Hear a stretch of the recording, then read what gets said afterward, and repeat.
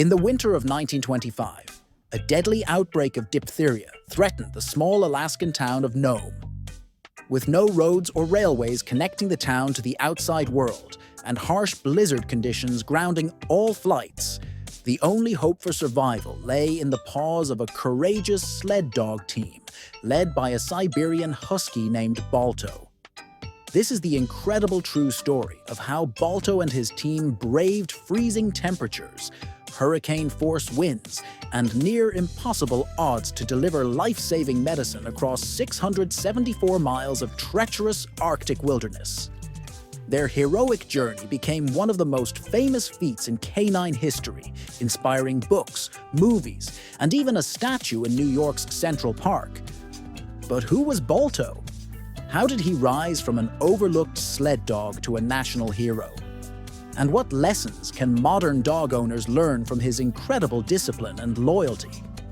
Let's dive into the real story behind the legend and discover how you too can train your dog to be as brave, obedient, and dependable as Balto. Chapter 1. The diphtheria outbreak in Nome. A deadly disease strikes in January 1925. Doctors in Nome, Alaska, faced a nightmare scenario. A highly contagious bacterial infection, diphtheria, began spreading among the town's children. The disease caused severe throat inflammation, fever, and, if untreated, suffocation and death.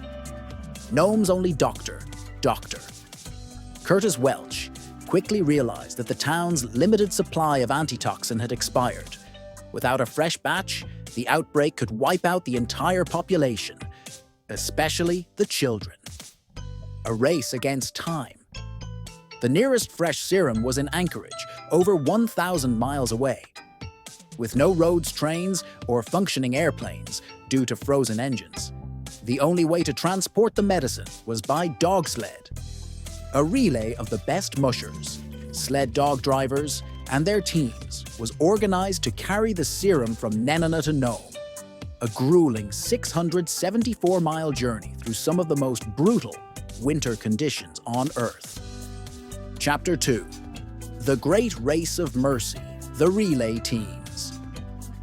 20 mushers and over 150 dogs participated in the relay, each covering a portion of the journey.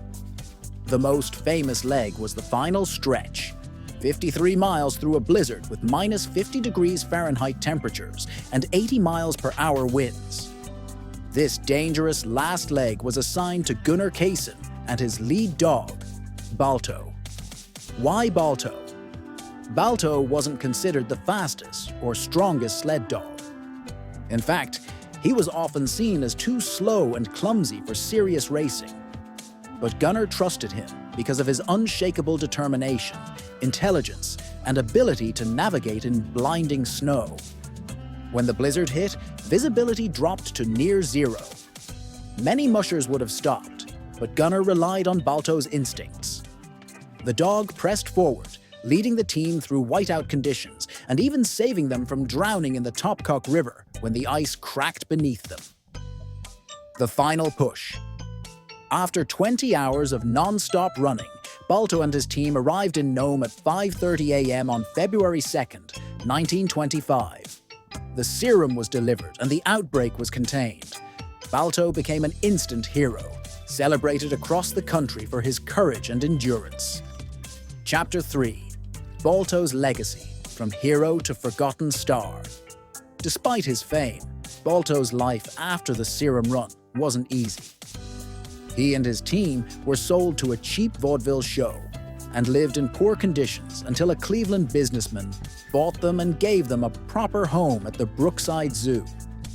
Balto died in 1933, but his body was preserved and is now displayed at the Cleveland Museum of Natural History. The statue in Central Park.